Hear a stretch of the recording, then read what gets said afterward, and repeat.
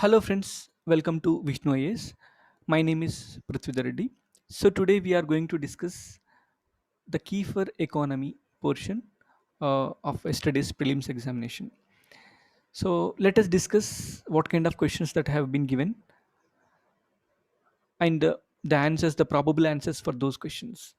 Because whatever the key I am going to explain, so that is subjected to the final key that is going to be given by the UPSC itself. So this year, the question paper is quite unconventional, and the questions are mostly application oriented, and they try to cover more questions from uncovered areas or generally very remote areas. So let us discuss the questions in the question paper, especially the economy paper. So let us discuss the first question. In India, which of the following can be considered as a public investment in agriculture? Because the public investment is very important term here. It is a key term. So which describes the investment that flows from the government side. Okay. So here, how the government helps the farmers, we are going to discuss. Firstly, firstly, fixing minimum support price. Minimum support price is a price which is given by the government whenever the farmers are in the distress. When the farmers are going to sell their produce in a distress manner, so that is to be helped by the government by emerging as a final purchaser. And secondly, computerization of primary agriculture credit societies. So definitely it also helps agriculture sector because the computerization would really increase the efficiency of the credit given by the government. Social capital development, it is of various types. It could be skilling activities, it could be capacity building, and it could also be encouraging the people to go with beginning cooperative societies, so like that. And so that's why the third option is also correct answer. Option free electricity, certainly it will be helping the farmers uh, in especially decreasing the input cost in the agriculture. Waiver of the agriculture loans by the banking system, so definitely the farmers, the burden of loans will be taken over by the government. And the government setting up cold storage facilities, this would also help the agriculture, especially uh, you know keeping safe the perishable goods of the agriculture. So in that way, all the options are correct. So ranging from first option to the sixth option, all are correct. So that's why the answer would be D. 1, 2, 3, 4, 5, and 6. Then coming to second question, coming to the second question. So in the second question, it is given that what is the importance of term interest coverage ratio? So interest coverage ratio, this is a term which is given. So let us understand what is the interest coverage ratio firstly. So here interest coverage ratio, it is a measure how a company could be able to service the debt, because debt servicing is very important. So debt servicing includes, because whenever a bank gives loans to any company, so the company must be able to pay the interest. Okay. So not only interest, it must also be able to pay the principal amount. So its ability to cover the interest payments, okay, on monthly basis, so that is generally described by the interest coverage ratio. So it says the interest coverage ratio is used to determine how easily a company can pay interest expenses on the outstanding debt, because earning interest is very important purpose of the bank. So the bank would get the profit only by the interest payment, not just by the payment of the principal amount. So bank's profitability depends upon the interest payment capacity of the borrowers. So that is covered here. And moreover, the interest coverage ratio must always be more than 1.5. So it means if a company after paying the taxes, its income must be more than you know 1.5. Because for example, if the company earns a income that is 1 rupees, if the interest payment to be 1 rupee, definitely it becomes very much harder for the banks to get the interest in the proper timelines. So that's the reason why it must always be 1.5. So the interest coverage ratio must also always be above 1.5. Otherwise what happens? So its ability to meet the interest payments may be questionable. So this is very very important concept here. So let us go to the question that was given in the examination. Okay, so in this examination, the question is given like this. So the options are given from ranging from 1 to 3. So first option says it helps in the understanding the present risk of a firm that a bank is going to give a loan to. Certainly not, because the bank's capability is decided by other factors. The particular company's net financial worth decides the their eligibility to get the loan from the prospective lender. So here the very very important point that determines the bank's credit worthiness is called CIBIL rank. So generally individuals are given with CIBIL score, but the banks are and companies are generally assigned with the CIBIL rank. Okay, so CIBIL rank, it says it generally explains the repayment behavior and credit utilization. These are the two important parameters that are used to calculate the company's CIBIL rank. So CIBIL rank is not assigned to all companies, but to only to those companies who are having outstanding loans of 10 lakhs to 10 crores. So this is the eligibility to get ranked in the CIBIL rank. So generally the interest coverage ratio, it is a concept which comes only after an individual firm gets the loan. An individual firm gets the loan. Only after that interest coverage concept generally comes into the picture. Before that, there are host of determinants which would describe a bank's eligibility to get the loan from the financial institutions. Eligibility to get the loan from the financial institutions. So in this question, let us understand what might be the answer. So it helps helps in understanding the present risk of a firm that a bank is going to give loan to. It is wrong, because this concept only comes into the picture after the loan is disbursed. So certainly first option is wrong. So and it helps in evaluating the emerging risk of a firm a bank is going to give loan to. It helps in evaluating the emerging risk. Okay, emerging risk. So this sounds correct. The higher a borrowing firm's level of interest coverage ratio, the worse its ability to service the debt. It is also wrong, because I told you the interest coverage ratio must always be more than 1.5. So what should be the answer here? The answer should be B. So because this first option does not explain the interest coverage ratio, because interest coverage ratio comes only into the picture after the loan is dispersed. And the higher the interest coverage ratio, the safer the lending is. So certainly the third option is also wrong. So that's why the answer should be B. Okay, then, and coming to the next question. So which of the following factors or policies were affecting the price of rice in India in the recent past? Because it is very very important question, because how the public policies would impact the cropping pattern and price of the rice is very very uh, you know uh, uh, clear. So that's why let us understand what are the factors in policies. So the factors in policies would be minimum support price. Certainly the government comes into the picture whenever there is a distress sale, because before the sowing season the government decides the minimum support price, by calculating the average cost of cultivation and various host of other factors. It determines the minimum support. Then government's trading, because the government actually procures the rice and other food grains through the Food Corporation of India. Whenever there is a problem in the market, whenever there is a deficit of or shortfall of food grains or rice especially, the FCI generally releases those excess buffer stocks with the government and tries to ease the situation. So this is the second factor.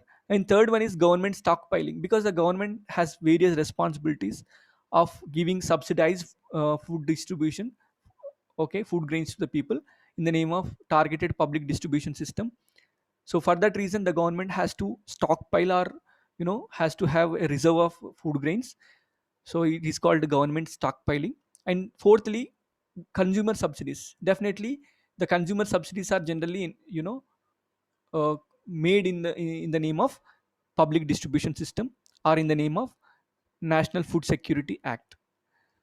Okay, so here all the options are correct because minimum support price, government trading, and government stockpiling and consumer subsidies, these are all playing an important role, you know, which are affecting the price of the rice. So that's why the answer would be D. Because the price of rice, why it is mostly affected, because the demand and supply mechanism, whenever it is in the problem, definitely the government will become an eventual purchaser of the food grains from the farmers. So that's the reason why all these issues are actually influencing the price of the rice in the country.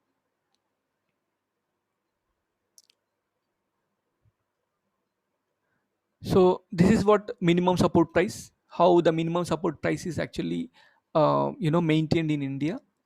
Okay, and put into operation. Then coming to the consumer subsidies. So this is what the consumer subsidies that are given in the name of public distribution system. And coming to food grain stockpiling, because this is the matter pertaining to food grain stockpiling, because stock norms are generally revised on year on year basis based on the buffer reserves the country is having. Okay, and coming to another important aspect, so another important question that appeared in the prelims examination, so that is, consider the following statements. So the value of Sri Lanka Indo Sri Lanka trade has consistently increased in the last decade. Textile and textile articles constitute an important items of trade between India and Bangladesh. And third option is, in the last 5 years, Nepal has been largest trading partner of India in South Asia. So what are the correct options? So here two are the correct options. That is, the value of Sri Lanka India trade is increasing in the consistent rise. And secondly, textile and textile articles are very much important items of trade between India and Bangladesh. So answer is A. So why the answer must be A? So because many questions, we must have a fact in the mind that any question in the paper, definitely it might be having some influence of the current affairs, might not be directly, but might be in one way or the other way. So so there is an article that used there was an article in the Hindu paper, so I think in June or January or February, so where it was given, a news article came in the news Hindu paper, that India Sri Lanka bilateral trade has scope for the growth. So here it explains how it is increasing on year basis. So that's why it is a right option. And coming to the second option, so regarding textile and textile articles, so let us, so here in the Economic Times, there was a fact that textile and textile article constitute an important item of trade between India and Bangladesh. India and Bangladesh trade to scale new heights. So here it is given. Okay, so for the first time, trade is said to cross $59 billion. So here it is given, riding primarily on ready-made garments according to the sources. You can understand the value of current affairs in solving the preliminary question paper. And thirdly, in the last 5 years, Nepal has been the largest trading partner in the South Asia. It is the wrong option. Why it is the wrong option? Because the Nepal's share with the India's exports or India's trade is 7.78%. So whereas, okay, it is $1 billion, $7.78 billion, whereas it is for other countries like Bangladesh, it is $9.82 billion. You can understand the the nature of the question. So the third option is wrong option. Okay, so answer should be, that is 1 and 2.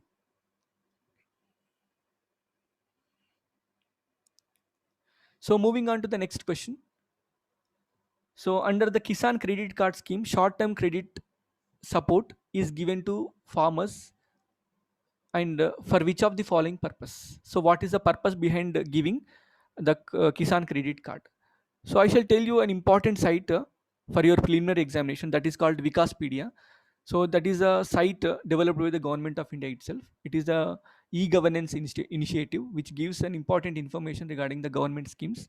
So in that, the options are quite clear. Whatever the points that were given in the Vikaspedia are directly lifted in the question. So it covered what are the basic aspects covered by the Kisan credit card.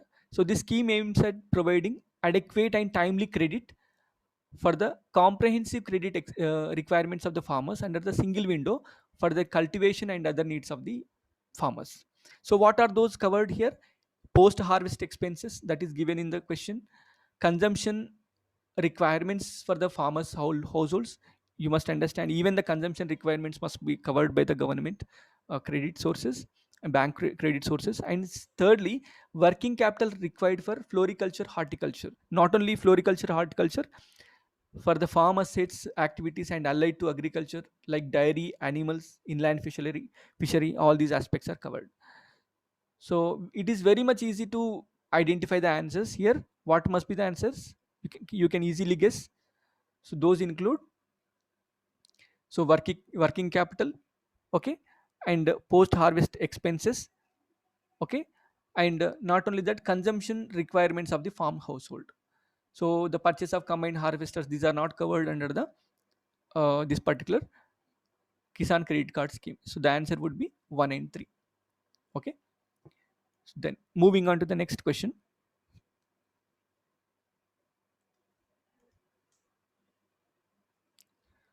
So very interesting question again. Consider the following statements. The weightage of food consumer price index. So generally CPI is the price index which measures the price change at the shop floor level. So it is at the level of consumer level, the price is going to be measured by the consumer price index, whereas the wholesale price index is a inflation index which would try to measure the price change or price variation at the wholesale level. So here three options are given. One is weightage of the food in consumer price index is higher than that of wholesale price index. It is right option. And secondly, the WPI does not capture the changes in the price of the services. Yes, because actually the services are covered under the consumer price index. Both goods and services are covered under the consumer price index. So here services include electricity, education, health, etc. are covered under the CPI. And RBI has now adapted WPI as a key measure of the inflation. It is wrong, because in the 2015, the year 2015, the RBI has gone with the inflation targeting policy. So whereby it has adopted CPI in the place of WPI. Previously WPI would be the key measure of the inflation, but later RBI has focused more upon the CPI, because in India there are many infrastructural deficits, there are many structural problems with respect to the supply systems. So that's the reason why WPI, which measures the inflation or price rise or price change at the level of wholesale system.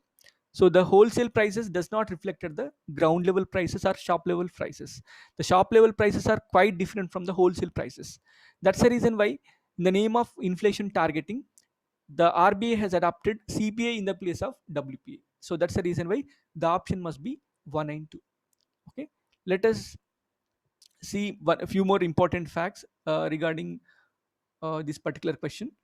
So if you try to understand, the major component in the consumer price index include food and beverages. So the food component is very higher compared to this particular manufacturing products of the WPA, because in the manufacturing products generally the food component is covered, but here in the CPA exclusively there is an categorization or classification for the food and beverages that amounts to 45 percentage. So of course it is 64 percentage, but the food component does not equate with the food and beverage component of the consumer price index.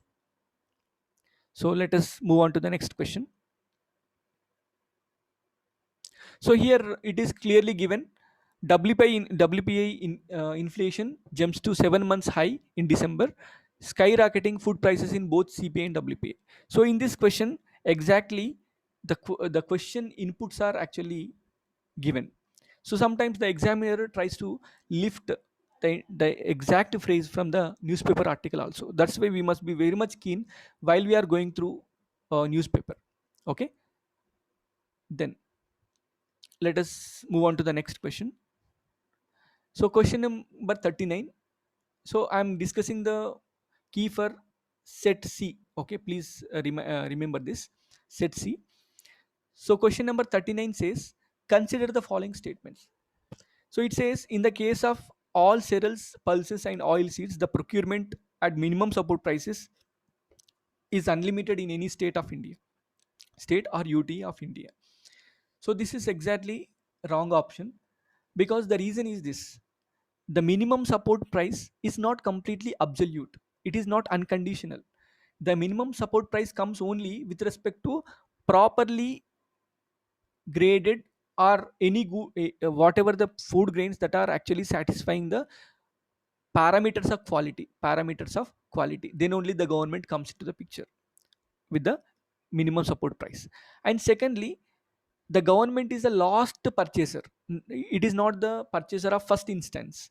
So certainly you can't say it is unlimited. It is just limited, because it is limited by the government finances and allocations also. So that's the reason why it is a wrong option. So in the case of cereals and pulses, the MSP is fixed in any state or UT, a level to which the market price will never rise. That is also wrong, because the very purpose of the MSP is to grant a minimum relief to the farmers. So that's the reason why it is called minimum support price. It's not the maximum support price. So certainly the second option is also a wrong option. So the answer would be D. Then coming to the next question. So it says, with reference to the Indian economy, consider the following statements. So these are very, very important aspects, because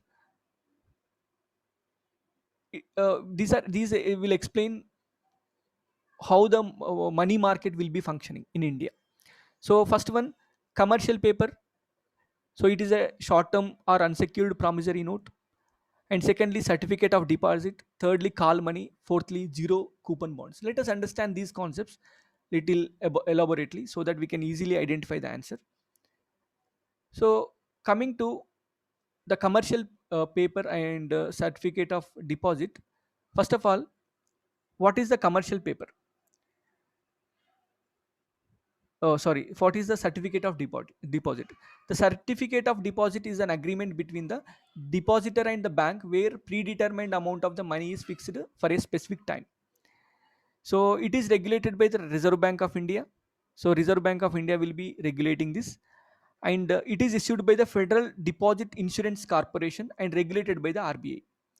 So it is a promissory note, the interest on which is paid by the bank. So it is only promissory note. It is not a sort of other instrument.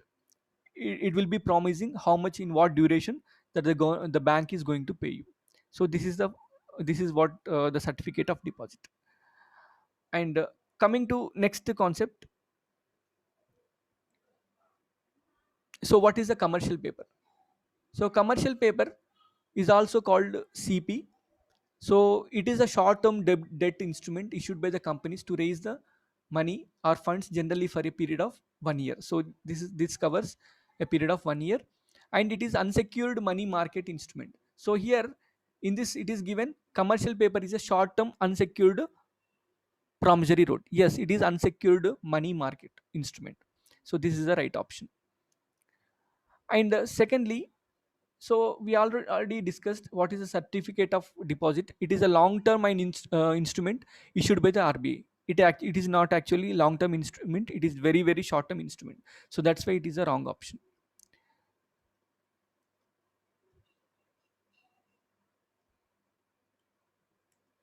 Then coming to the call money. So what is the call money here? So call money is something that where the market the market where overnight loans can be availed by the bankers to meet the liquidity. So it could be some bank transfer systems, whereby one bank will be trying to help the other bank out by giving the money in the overnight. So that's why it is a call money is a short term finance used for the interbank transactions. Okay. So then lastly, so zero coupon bonds. So this is very very important concept here again. So the zero coupon bond is nothing but it is also known as bond. So because the money which is on the zero these the money which is parked in the name of zero coupon bond, it will not be getting the interest, but eventually once the money got matured, once the instrument got matured, once the instrument got a maturity time, then the money will be repaid in the face value. So so that's why it does not generate regular interest during the tenure. The annual returns on the principal amount are included in the face value and paid to the investor at the time of maturity. Okay. So that's the reason why. What are the right options here? So the right option would be 1 and 3. So because the zero coupon bonds are interest bearing short, not the interest bearing short term loans. So these do not actually bear any interest with respect to the bonds.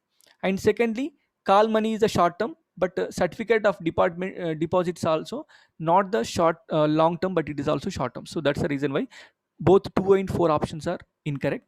The right answer should be C, that is 1 and 3 only. Then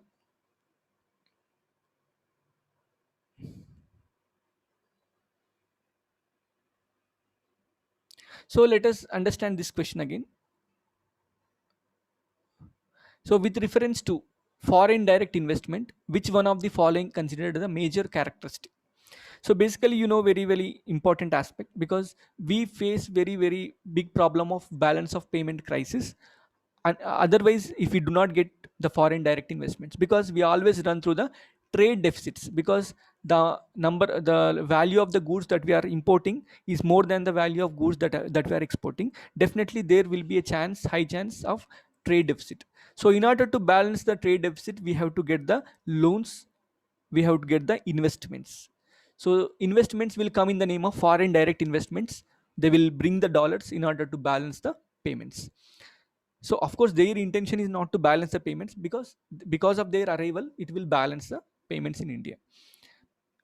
So naturally it is largely non-debt creating capital flow. It will not create the debt because it came in the name of investments. So investments will not create the debt obligation on the country.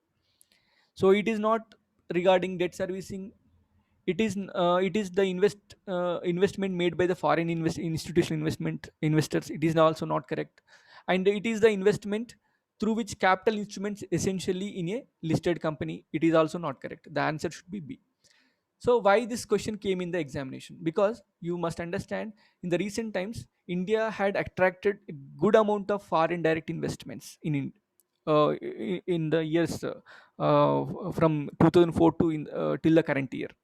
So if you try to understand, the India has attracted 74 billion investments during the year 2019 to 20. So if we try to compare those money which have come to India, in India in the year 2015 to 16, it was just only $55 billion. So in the examination in the future also, the question can come that they may ask you the basic the nature of flow, how the FDIs were flowing to India. So was it in the consistent increment, or was it consistent decrement? Okay, was it in the fluctuation? In those ways the questions can be asked in the future examinations. So that's why the analysis is very much important. Then coming to the next question.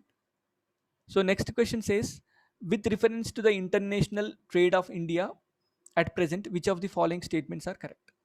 So it says clearly India's merchandise exports are less than its merchandising imports. Definitely, it is a perennial problems of India, where India is suffering huge trade deficits. And India's imports of iron and steel, chemical and fertilizers and machinery have decreased in the recent years. Not because India needs all those issues, all those machinery and fertilizers and chemicals in order to support the domestic sectors. So if it is in the decrement, definitely Indian economic growth will definitely fall. So that's why second option is wrong. India's exports of services are more than its imports of services. Certainly India enjoys a greater surplus in the service sector trade. And fourthly, India suffers from an overall trade and current account deficit. Definitely, this is the consequence of the first point. So that's why the answer should be D. So which is 1, 3, and 4. So let us go into the background issues, because here these facts will explain why this 1, 3, and 4 are correct. Because the merchandise trade in the 2019-20 for the month of April and March it was given, and also the India service sector surplus is also given, and also India's overall trade deficit is also explained here. Okay, so these facts will explain, because you must understand I have taken these facts from the Press Information Bureau. So you must be going through Press Information Bureau continuously, because all the matters will not be covered by the newspapers or current affairs magazines. So definitely there must be some original investigation done by you in order to see the trends of India's performance in various sectors, because this is the very very important aspect which will be focused by the UPSC. So this graph explains the iron and steel imports. So if you try to see the iron and steel imports over the years, these are not decreasing. In fact, these are in the fluctuation. So for the year 2018 and 19, there are no decrements registered. So certainly that option is incorrect. Okay. So then coming to the next question. So in this question, it is given that if RBI decides to adapt if the RBI decides to adopt an expansionist monetary policy, which of the following would it not do? So definitely it is very very important in the post-COVID situations when there is a problem in the economy. Definitely the government has to, or RBI has to go for the expansionist monetary policy. So the government has to spend more in the name of fiscal policy, decreasing the taxes and increasing the flow of money, and by investing on various aspects. And also expansionist monetary policy is something that the RBI would try to loosen the money supply by cutting the statutory liquidity ratio, where the banks have to park their deposits on certain highly liquid assets like bonds, gold, and other aspects, and increase the marginal standing facility rate. Definitely, the banks must get the money of last resort.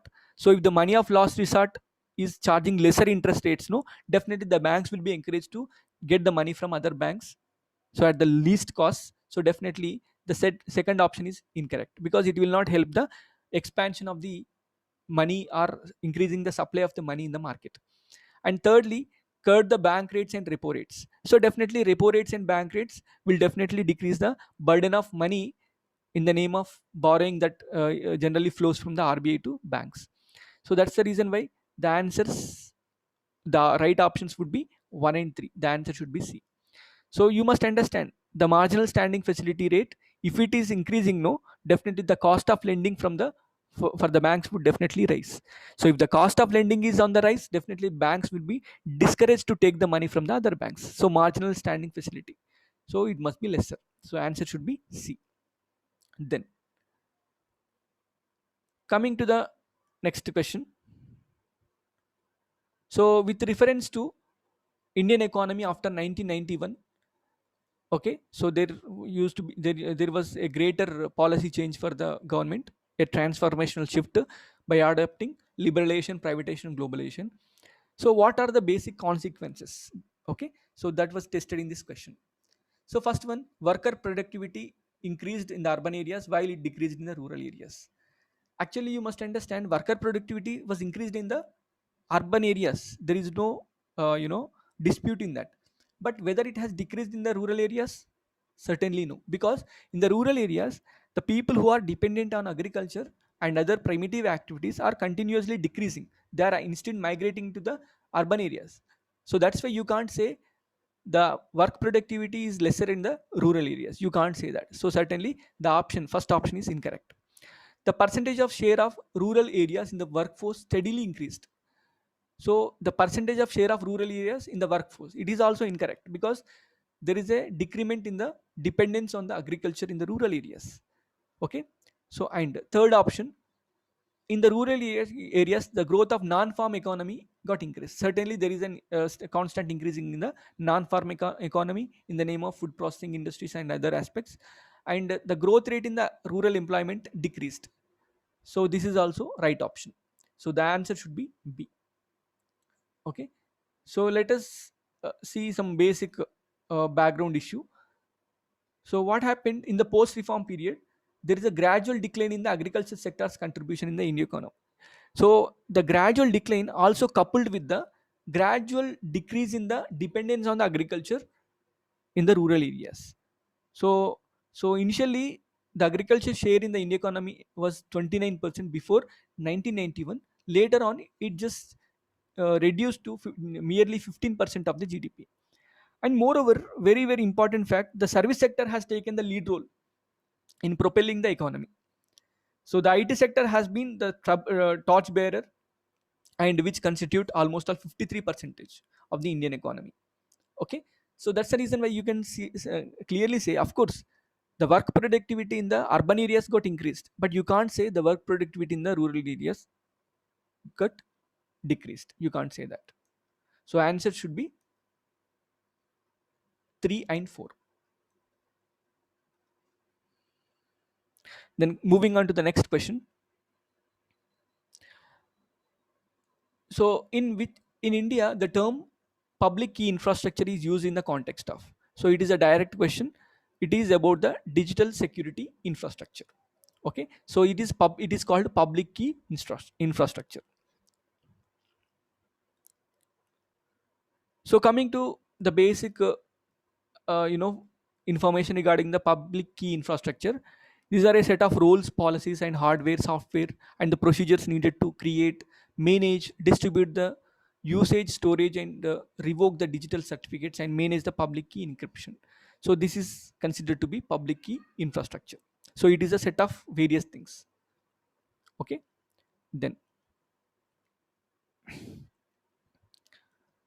coming to the next question. So it says,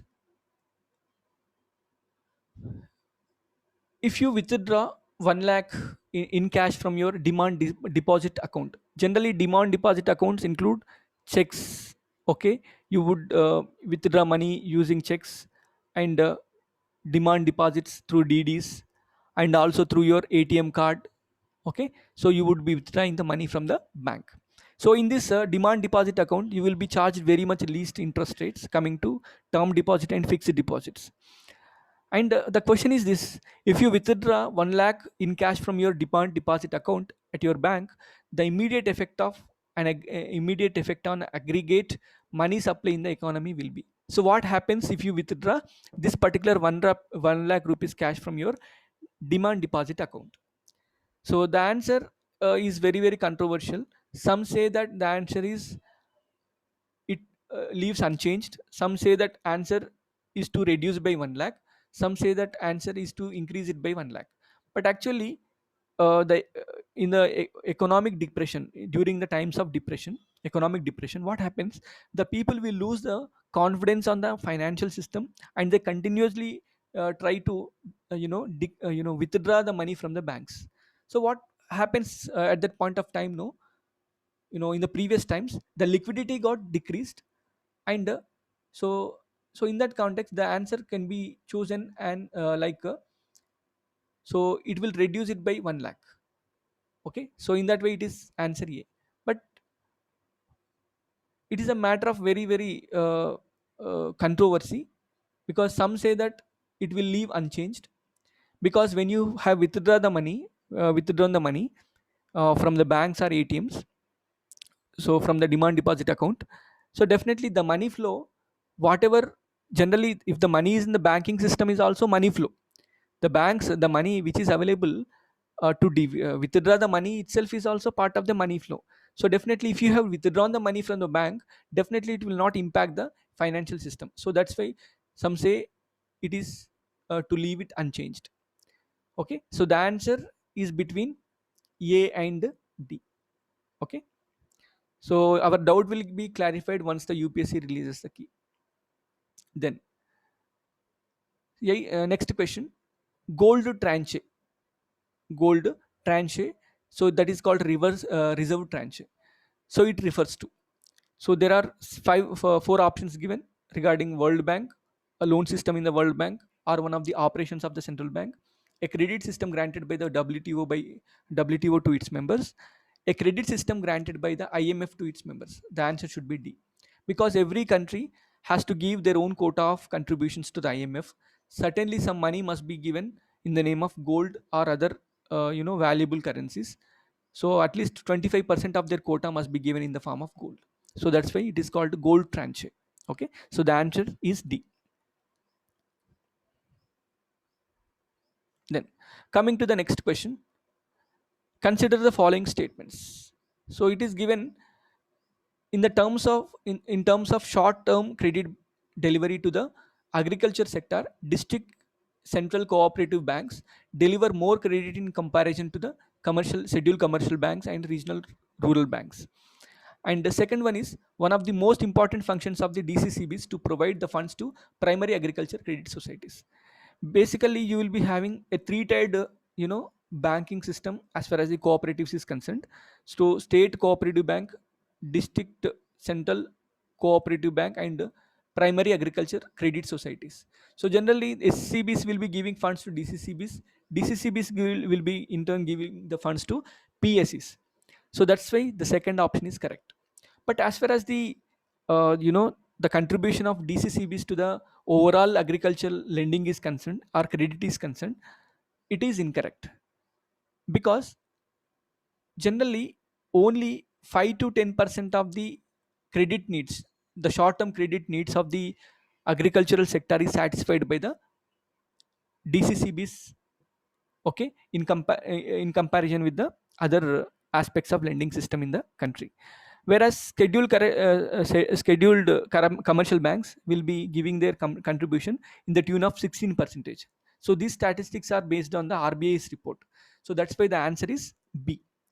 Okay, so the first option is incorrect, because DCCB's contribution is not more than the contribution of the commercial banks and regional rural banks. Then, coming to the next question.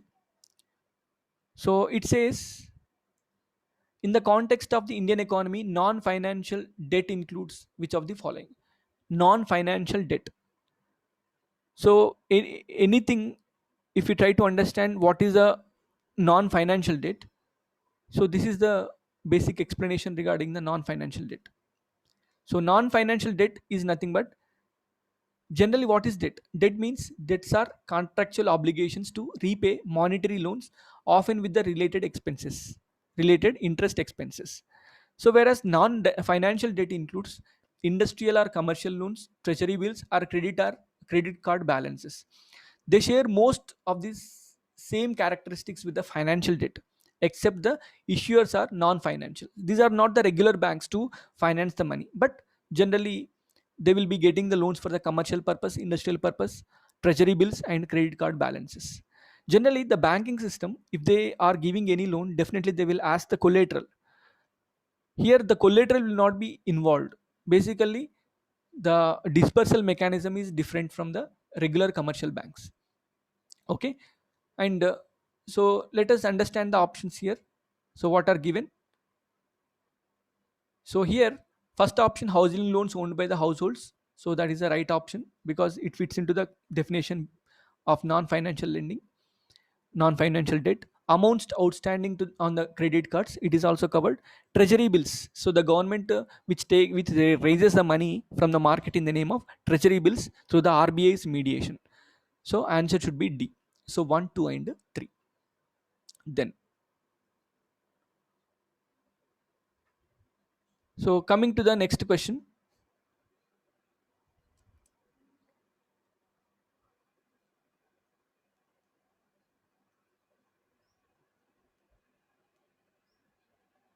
Okay, by this all the questions got covered.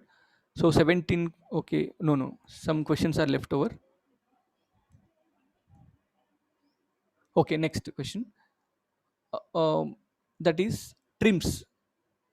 with reference to trade related investment measures, which of the following statements is correct? Actually, trade related investment measures are actually continuation to the GATT, general agreement on trade and tariffs. So on it is a continuation. The trims is the continuation for the GATT, where the investment that flows from the foreign countries must not be discriminated.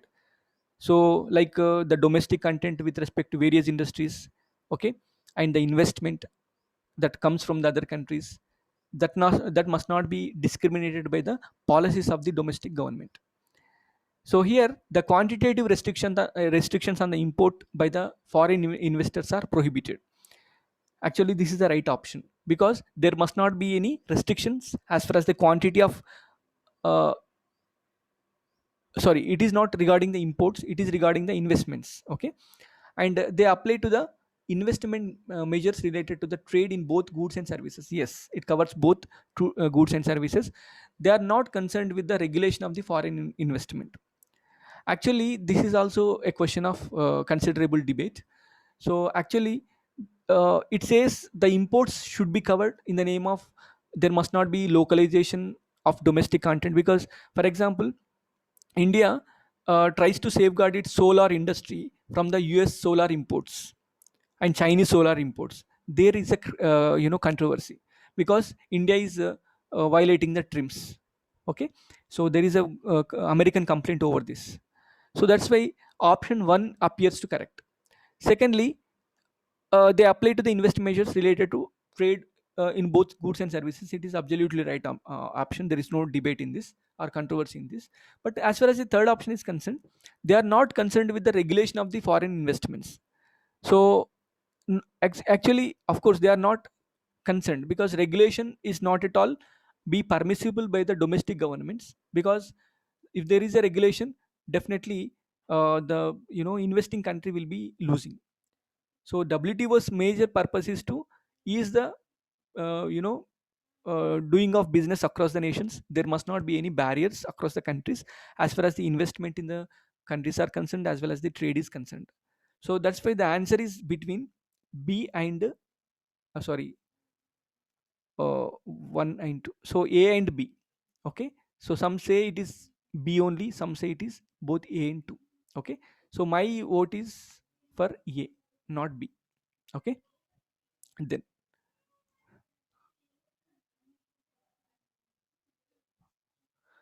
Then coming to other questions.